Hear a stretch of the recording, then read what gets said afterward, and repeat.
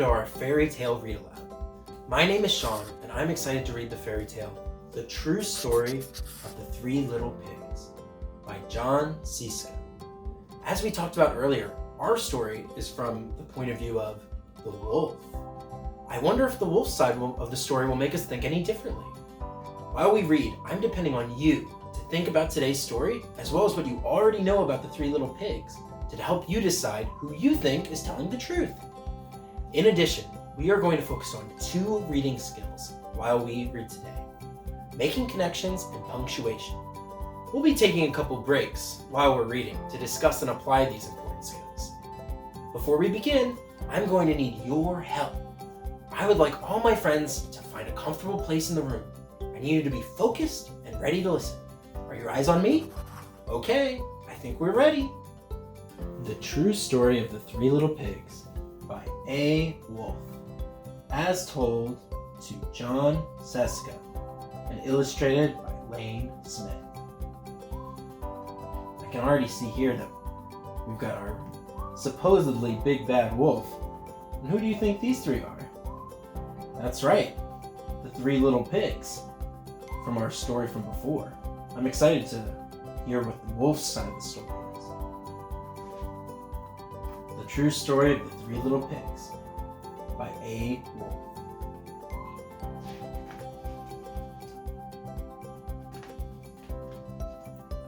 Everybody knows the story of the 3 little pigs, or at least they think they do.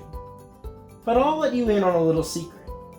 Nobody knows the real story, because nobody has heard my side of the story. I'm the wolf, Alexander T. Wolf. You can call me Al. I don't know how this whole big bad wolf thing got started, but it's all wrong. Maybe it's because of our diet. Hey, it's not my fault wolves eat cute little animals like bunnies and sheep and pigs. That's just the way we are.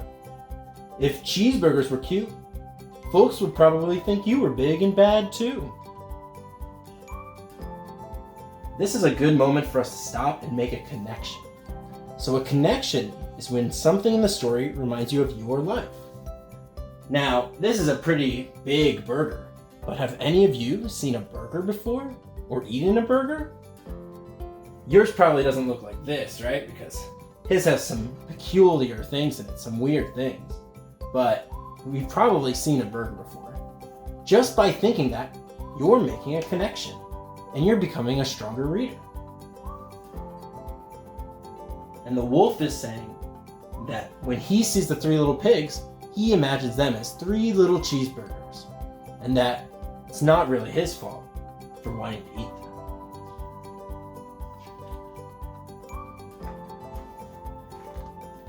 But like I was saying, the whole big bad wolf thing is all wrong. The real story is about a sneeze and a cup of sugar. This is the real story.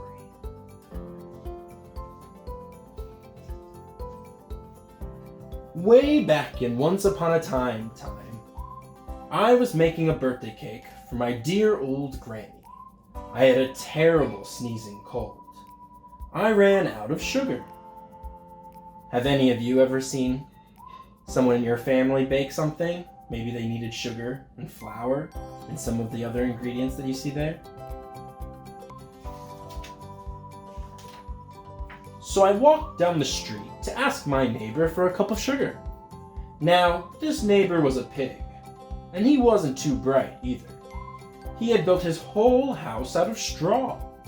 Can you believe it? I mean, who in his right mind would build a house out of straw?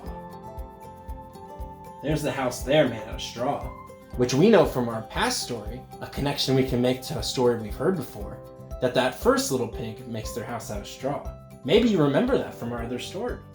Let's see what happens next.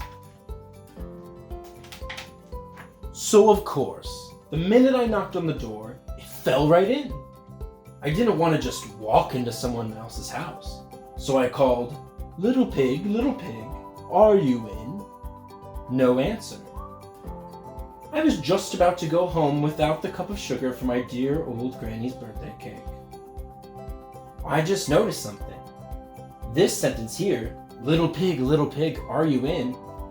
ends with this punctuation mark, a question mark. When we have a question mark at the end of a sentence, we read that sentence like a question, like we're wondering something. Little pig, are you in? So he's asking the pig if they're home, and the pig wasn't answering. But that's when my nose started to itch. I felt a sneeze coming on. Well, I huffed, and I snuffed, because the wolf has a cold. And I sneezed a great sneeze. Look at what happened to the house. Completely blew over. And you know what? The whole darn straw house fell down. And right in the middle of the pile of straw was the first little pig, dead as a doornail. He had been home the whole time. It seemed like a shame to leave a perfectly good ham dinner lying there in the straw. So I ate it up. Think of it as a big cheeseburger just lying there. Would you eat a cheeseburger if it was just lying somewhere? Let's find out what happens next.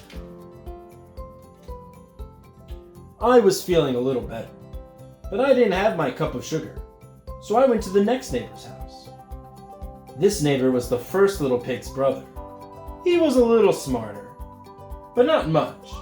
He had built his house of sticks.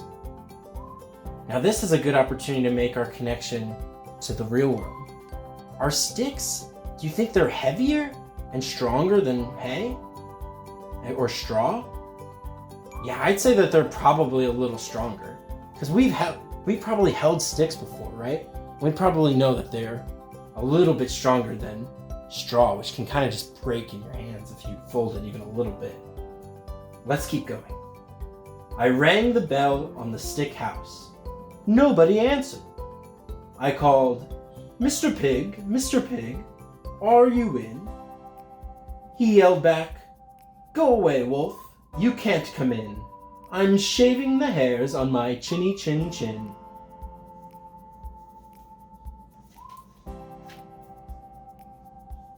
I had just grabbed the doorknob when I felt another sneeze coming on. I huffed, and I snuffed, and I tried to cover my mouth, but I sneezed a great sneeze. So we can see what happened to the stick house, just like what happened to the straw house. And you're not going to believe it, but this guy's house fell down just like his brother's. When the dust cleared, there was the second little pig, dead as a doornail. Wolf's honor. So the wolf is saying that the whole thing was an accident, huh? Do you believe the wolf? That he just had a cold? Let's keep reading and see what happens next. Now you know food will spoil if you just leave it out in the open. So I did the only thing there was to do. I had dinner again. Think of it as a second helping. I was getting awfully full, but my cold was feeling a little better, and I still didn't have that cup of sugar for my dear old granny's cake. So I went to the next house. Do you remember what the third little pig makes his house out of from other versions of our story? This guy was the first and second little pig's brother. He must have been the brains of the family. He had built his house of bricks.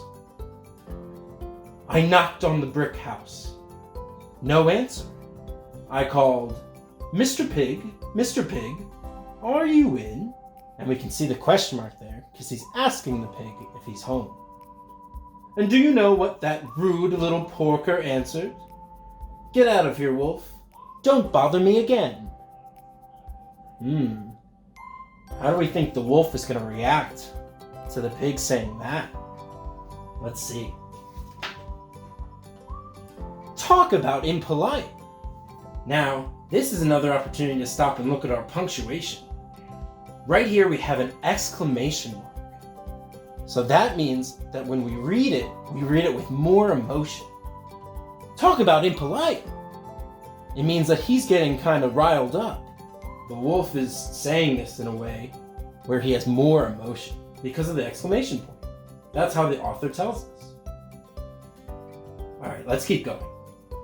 He probably had a whole sack full of sugar, and he wouldn't give me even one little cup for my dear sweet old granny's birthday cake.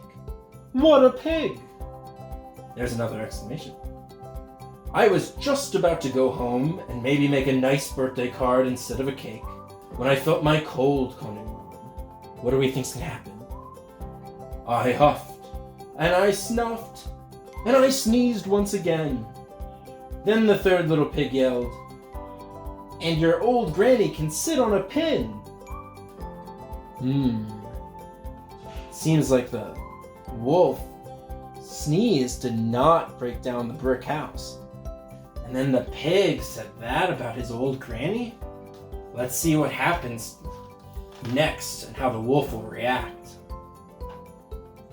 Now, I'm usually a pretty calm fellow, but when somebody talks about my granny like that, I go a little crazy.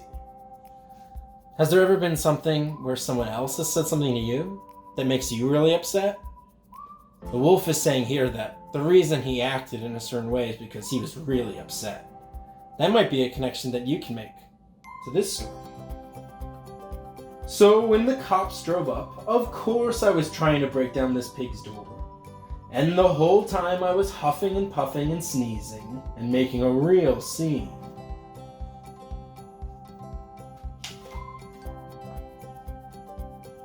The rest, as they say, is history. So we see here, what does the newspaper read? Big Bad Wolf. But the wolf is saying it's just a misunderstanding. The news reporters found out about the 2 pigs I had for dinner. They figured a sick guy going to borrow a cup of sugar didn't sound very exciting. So they jazzed up the story with all that huff and puff and blow your house down, and they made me the big bad wolf. That's it. That's the real story. I was framed. What he means here is that he thinks that the reporters and the police made it seem like he was doing something bad, but he thinks that it wasn't as bad as they said. Let's see. But maybe you could loan me a cup of sugar. So do we see where the wolf is now? That's right. Yeah, he was put in jail. And you can see here that there's a guard here that's a pig. That was a good story. I wonder if the wolf was telling the truth, or if the regular story that we've heard before is the true story. That's the end. Thank you for reading with me. What a really great story. What did you think of the wolf side of the story? Do you think he was telling the truth? Also, were you able to make connections between the book and your life? Next time you're reading a story at home, think about connections and punctuation, like question marks and exclamation points. Everything we learned during our story time helps us become better readers. Please join us next week when we'll start our brand new fairy tale, The Little Red Hen. As a reminder, for more fun and games, have an adult download our summer activity kit at withchicago.org. Goodbye, and thank you for being you.